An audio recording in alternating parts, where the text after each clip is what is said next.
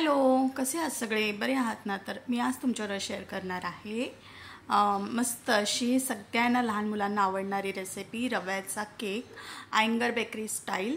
तर बघा, इकडे मी रवा घेतलेला आहे आणि जर तुम्ही हा केक घरी करून बघितला तर मला नक्की कळवा. मी आज ओव्हनमध्ये करणार आहे. जर तुमच्याकडे ओव्हन नसेल तर तुम्ही आहे ना कुकरमध्ये पण करू शकता. तर इकडे मी 2 वाटी रवा घेतलेला आहे. बारीक रवा आहे हा. तुमच्याकडे जर जाड रवा असेल तर तुम्ही मिक्सरमधनं बारीक करून घ्या. तर 2 बरोबर वाटी मी घेतलेला आहे. अजिबात कच्चं वाटी भरून घेतलेलं नाही, नॉर्मल जशी आपली वाटी असते ना तसा भरून घेतलेला आहे. चला, तर त्याच्यामध्ये मी आता आणि पिठी साखर करून घेतलेली आहे. त्याच्यामध्ये मी 4-5 वेलच्या टाकलेल्या होत्या. साखर नॉर्मल साखरला मिक्सरमध्ये ग्राइंड करून घेतलेलं. 1 वाटी घेतलेली. जसं जर 2 वाटी आपल्याकडे रवा असेल तर 1 वाटी आपल्याला साखर घ्यायची आहे आणि मस्त मी बारीक करून घेतलेली आहे. त्याचबरोबर आता पुढे मी घेणार आहे त्याच्यामध्ये दही पण मी आता ह्याच्यातच घालणार आहे. तर ह्याच्यामध्ये मी पाऊण वाटी दही घेणार आहे. मिल्क पावडर आपल्याला लागणार आहे. तर इथे बघा, मी मिल्क पावडर पाऊण वाटी घेतलेली आहे आणि दही आहे. तर दही मी बाहेरून घेतलेलं आहे, त्याच्यामुळे थोडं वेळानंतर पहिल्यांदा आपण हे मिक्स करून घेऊया. रवा, साखर आणि मिल्क पावडर. मिल्क पावडरने आपला केक एकदम मस्त होतो.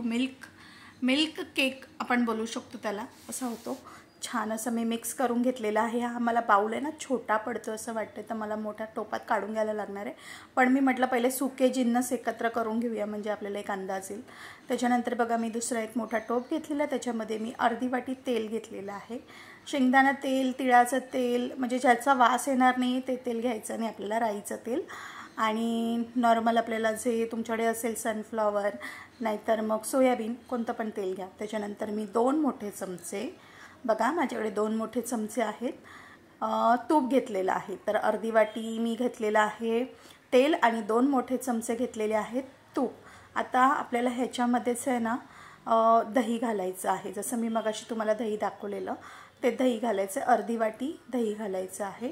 बघा, सगळं हे वाटीचं प्रमाण मी घेतलेलं आहे, तुम्हाला कन्फ्युजन नको व्हावी म्हणून. आणि त्याचमध्ये मी आता दूध घालणार आहे. दूध मी 1 वाटी घेणार आहे पहिल्यांदा. थोडं परत आपल्याला दूध घालायचं, पण सध्याला मी 1 वाटी दूध घेणार आहे. तर बघा, सगळे घरचे ज्या वस्तू आहेत, जिन्नस आहेत, त्याच वापरून मी करणार आहे. काही बाहेरचे जास्त ॲड केलेलं नाही. मिल्क पावडर ही नॉर्मली आपल्याला भेटते, त्याच्यामुळे तिचा पण एवढा काही प्रश्न नाही आहे. आणि हा मस्त होतो केक. एकदा तुम्ही करून बघा आणि आज रात्री करा आणि दुसऱ्या दिवशी सकाळी खावा. तर मला हे एकाला द्यायचा होता आमच्या घरामध्ये, त्याच्यामुळे मी केलेला होता. नाहीतर मी कट करून दाखवेल तुम्हाला पुढच्या वेळेस जेव्हा बनवेल. इथे मी व्हॅनिला इन्सेन्स घातलेला आहे. चॉकलेट व्हॅनिला जे काही तुमच्याकडे असेल ते तुम्ही घाला. मी मिक्स दोन्ही पण घातलेले होते, चॉकलेट आणि व्हॅनिला. त्याच्यानंतर आता बघा, मी हा जो विक्स आहे त्याने मी मिक्स करून घेणार आहे. तर बघा, तेल आणि दूध आपलं एकत्र झालं पाहिजे असं आपण मिक्स करून घ्यायचं आहे. खूप जास्त फेटलं नाही तरी चालतं. हे बघा, थोड्या वेळानंतर आपलं दूध, तेल आणि जे तूप आहे, थोडंफार दही, सगळं मिक्स झालेलं आहे. आणि आता आपण काय करायचं, आणि इथे थंड दूध वापरा, कोमट दूध वापरा, पण गरम दूध नका वापरू, नाहीतर आपलं जे बॅटर आहे ते फुटेल. आणि आता मी त्याच्यामध्ये घालणार आहे जे आपण मिक्स केलेलं होतं, सुके जे रवा, परत मिल्क पावडर, साखर, हे सगळं मी आता ह्याच्यामध्ये घालणार आहे. आणि आता आपण मिक्स करून घ्यायचं आहे.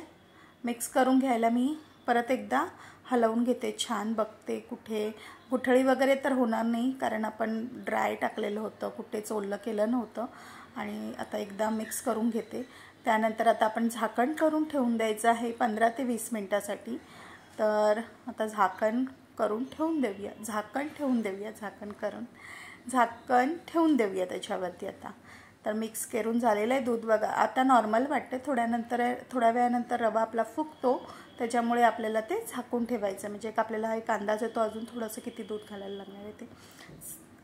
चला, आता माझे 15 मिनटाच्या वरती झालेले आहेत आणि म्हटलं मी ओपन केलं आहे. त्याच्यावरती बघा, मी इकडे खाण्याचा सोडा ठेवलेला आहे आणि एका साईडला आहे ते बेकिंग पावडर आहे. तर दोन्ही पण वस्तू मी आता घालणार आहे. खाण्याचा सोडा अर्धा आणि बेकिंग पावडर 1 असा चमचा मी वापरलेला आहे. आणि त्याच्यानंतर बघा, तुम्ही रवा आपला छान फुगलेला आहे या दुधामध्ये आणि पूर्ण घट्ट झालेलं आहे मिश्रण. आता थोडंसं आपल्याला ह्याच्यामध्ये दूध घालायचं आहे. अंदाजाने तुम्ही घाला, अगदी थोडंसं, म्हणजे अर्ध्या वाटीपेक्षा पण कमी घातलेलं आहे मी दूध. तर मी इथे थोडंसं आता दूध घेणार आहे. मी डायरेक्टली ओतलेलं आहे आणि त्याच्यानंतर मिक्स केलेलं आहे त्याला. त्याच पहिले इकडे बघा मी आहे ना दूध आणि दूध घालायच्या आधी मी पहिल्यांदा आहे ना ह्याच्यामध्ये बटर पेपर लावून घेतलेला आणि ओव्हन मी आहे ना सेट करून ठेवलेला होता फ्री हीटसाठी. प्री हीट केल्यानंतर आपल्याला लगेच हा जो केक आहे तो त्याच्यात टाकायचा आहे. तर मी इथे थोडं बटर पेपर लावून घेते आणि थोडंसं तुपाचा हात लावून घेणार आहे, म्हणजे खाली छान असा टेस्ट येईल आणि तुपाचा सगळा सुगंध पसरेल आपल्या केकला त्याच्यामुळे. आणि ते छान असं बटर पेपरला मी थोडंसं तूप लावलेलं आहे आणि बघा एक हाताने पूर्ण सगळीकडे लावून घेतलेला आहे. आणि आता आपला जो दूध घालायचा आहे त्या बॅटरमध्ये थोडा वेळ मी त्याच्यानंतर आता दूध पण घालणार आहे, कारण आपला ओव्हन आता प्रीहीट व्हायला लागलेला आहे. तर प्रीहीट नाही, जर तुमच्याकडे ओव्हन नसेल तर तुम्ही कुकरमध्ये करू शकता. सगळ्यात पहिलं कुकरमध्ये आपल्याला खाली एक स्टँड ठेवायचं आहे आणि कुकरवरती असं झाकण ठेवायचं, जेणेकरून आहे ना आपली जी हीट आहे ती कुकरमध्येच राहील. कुकर जेव्हा आपण लावणार तेव्हा शिट्टी आणि रबर दोन्हीही काढायचं आहे. तर हे बघा इकडे मी थोडंसं परत दूध घातलेलं आहे आणि मिक्स केलेलं आहे आणि तुम्ही बघू शकता बबल्स यायला लागलेत, कारण आपण त्याच्यामध्ये घातलेलं होतं खाण्याचा सोडा आणि बेकिंग पावडर. चला तर हे बघा मस्त बॅटर झालेलं आहे. फटाफट आता आपल्याला घालून घ्यायचं आहे आपल्या स्टँडमध्ये. तर मी इथे चौकोनवाला स्टँड केलेला आहे, छान आहे आणि ह्याच्यामध्ये माझा 1 किलोचा केक बनतो ह्या चौकोनवाल्या स्टँडमध्ये. पण ह्याच्यामध्ये आता सुंदर असा केक रव्याचा पण बनणार आहे. तर बघू शकता तुम्ही इथे बॅटर बघा, मी तुम्हाला दाखवलं किती आपल्याला पाहिजे पातळ, खूप जास्त पण नाही आणि खूप घट्ट पण नाही पाहिजे. तर एवढं असं पाहिजे. आता मी पटकन घालून घेते बघा. आणि इथे माझा ओव्हन पण प्रीहीट झालेला आहे. तुम्हाला ओव्हनचं पण मी तुम्हाला दाखवते, त्याचपूर्वी आपण हे घालूया. तुम्हाला जर ह्यामध्ये टुटी फ्रुटी नाहीतर मग तुम्हाला काही ड्रायफ्रूट्स ॲड करायचे तर तुम्ही ड्रायफ्रूट्स ॲड करू शकता. आणि इकडे मी आता पूर्णपणे घेते सगळं लावून. सगळ्या साईडला सेट करून घ्यायचं, आपल्याला कुठेच ठेवायचं नाही आहे हवा, नाहीतर मग आपला केक आहे ना बरोबर फुगणार नाही एकसारखा, एका साईडलाच फुगेल, नाहीतर मग असं होईल. त्याच्यामुळे सगळं सेट करून घ्यायचं आहे, मस्त असं हलवून घ्यायचं आहे, आपटून घ्यायचं आहे ते भांडं. आणि आता बबल्स बघा थोडे थोडे दिसत आहेत का तुम्हाला?